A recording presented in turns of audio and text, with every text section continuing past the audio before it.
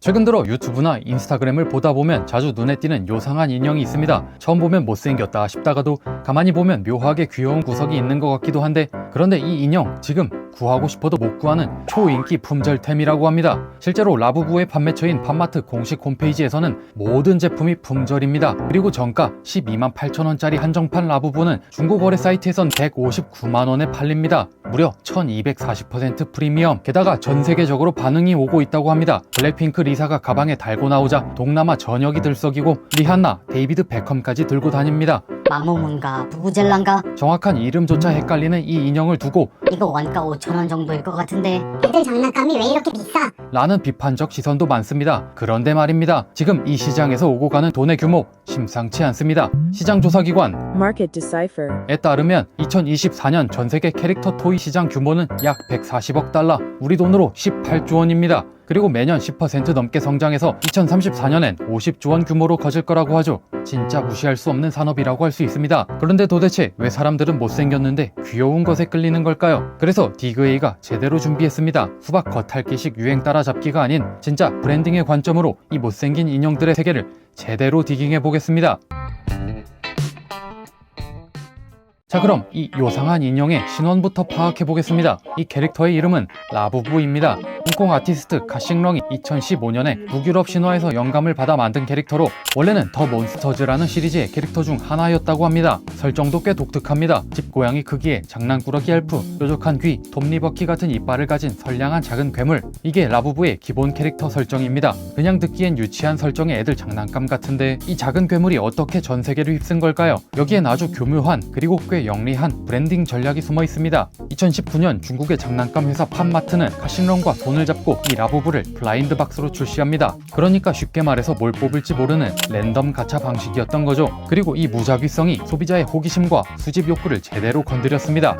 팜마트는 더 나아가 라부부를 장난감 인형이 아닌 아트워크, 콜렉터블 오브제로 포지셔닝했습니다. 갤러리에서 전시회를 열고 유명 아티스트와 콜라보하고 각 피규어 캐릭터의 스토리와 세계관까지 부여하면서 마치 카오스처럼 예술작품처럼 소비되도록 유도한 것이죠. 그렇게 라부부는 힙스터들의 머스트 해브 아이템이 되었고 셀럽 인증템이라는 프리미엄 이미지를 구축했습니다. 그리고 이 인형 악마다 라는 논란까지 있었는데요. 뾰족한 귀, 날카로운 이빨, 애들한테 해로워 보인다? 이런 우려들이 오히려 금기 깨는 힙한 아이템이라는 인식을 더해줬습니다. 하지만 문제는 브랜딩 관점에서 이렇게 유명해서 유명한 것들은 장기적으로 생존하기 어렵다는 겁니다. 진정성이 어필되지 않은 힙한 브랜드의 이미지는 금방 소모됩니다. 그리고 빠르게 타오른 인기일수록 더 빨리 사라지기 마련입니다. 그래서 지금 이 타이밍이 라부부에겐 아주 중요합니다. 이제는 단순히 귀엽다는 걸 넘어서 사람들이 라부부의 세계관과 캐릭터에 정서적으로 연결될 수 있냐? 이게 바로 라부부의 수명을 결정짓는 진짜 열쇠입니다. 라부부는 과연 오랜 시간 사랑받을 수 있을까요? 자, 다음으로 무려 60년 넘게 사람들의 사랑을 받고 있는 이 분야의 전설적 선배를 보며 이 귀엽고 못생긴 인형의 향방을 유추해 보겠습니다. 사실 이 계보에도 선배들이 있습니다. 미국엔 쿠키몬스터라는 지긋한 괴물 선배가 있고 일본엔 한교동, 한국엔 잔망루피. 그런데 말입니다. 이 북유럽 요정 계열, 그러니까 못생겼는데 왠지 귀여운 털복숭이 괴물 인형에는 원조가 따로 있습니다. 바로 전설의 인형 트롤입니다. 1959년 덴마크의 작은 마을 한 제빵사 토마스 댐은 경제적 어려움 속에서도 딸에게 줄 크리스마스 선물을 만들고 싶었습니다. 그래서 그는 직접 나무를 깎아 인형을 만들게 됩니다. 그런데 그 인형, 기존 인형들과는 좀 달랐습니다. 동그란 눈, 널찍한 코, 그리고 형광색 머리카락, 정통파 인형계에선 거의 반란급 비주얼이었습니다.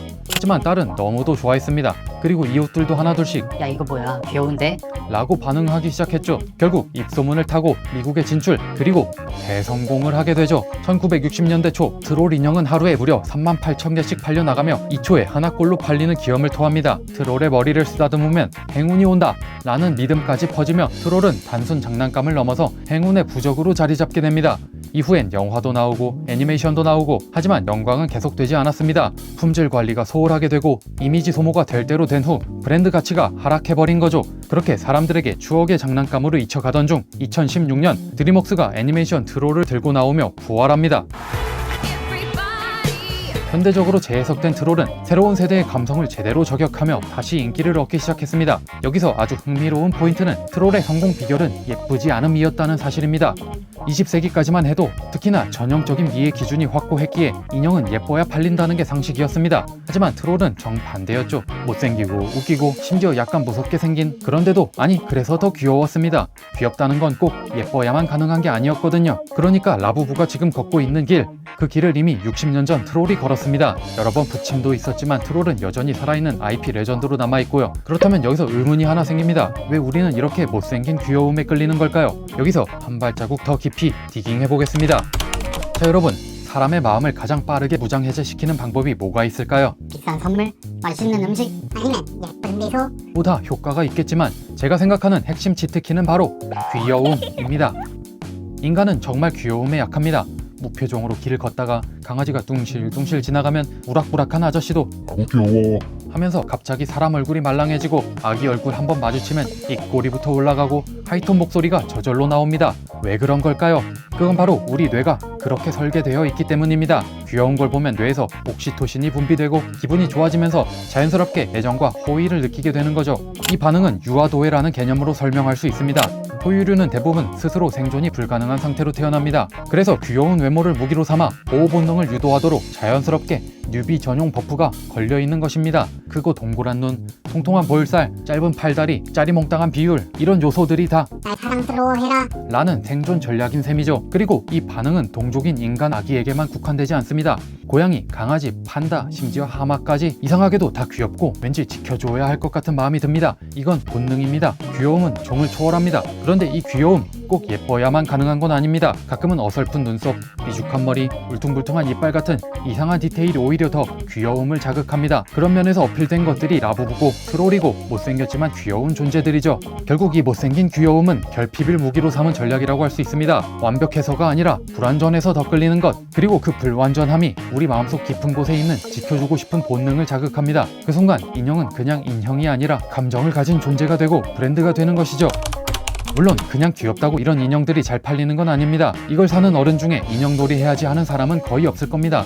대부분은 선반 위에 소중히 올려놓거나 유리장 안에 고이 모셔두고 감상하는 용도죠. 그러니까 이건 장난감이 아니라 소장가치 있는 오브제입니다. 그리고 이런 성인 수집가들, 소위 기덜트들에게 가장 중요한 키워드는 희귀성. 한정판은 순식간에 품절되고 중고거래에선 프리미엄이 몇 배씩 붙습니다. 이제는 수집이 취향을 드러내는 수단, 나아가 자산이 된 시대입니다. 이런 구조 안에서 라부부 같은 아트토이는 희소성 기반 브랜드로 진화했습니다. 셀럽들이 인증하고 SNS에 노출되고 팬덤이 자발적으로 밈 만들고 콘텐츠를 쏟아내면서 입소문 타고 브랜드가 커지고 희소성과 정체성을 동시에 팔 수 있다는 점에서 고가 명품 브랜드 전략과 비슷한 부분이 있습니다. 다만 다른 게 있다면 여기엔 어릴 때 누구나 갖고 놀던 장난감의 감성이 깔려 있다는 것입니다. 그리고 이 감성 속에는 향수, 추억, 감정적 연결이 숨어 있습니다. 어릴 때 가지고 놀던 장난감의 기억, 그때 느꼈던 순수함과 즐거움, 그걸 이 못생긴 인형이 다시 떠올리게 해주는 거죠. 그러니까 사람들은 단지 인형 하나를 사는 게 아니라 그 안에 담긴 감정 한 조각을 함께 사는 거라고 할 수 있습니다. 그리고 그 감정의 연결이 이 인형을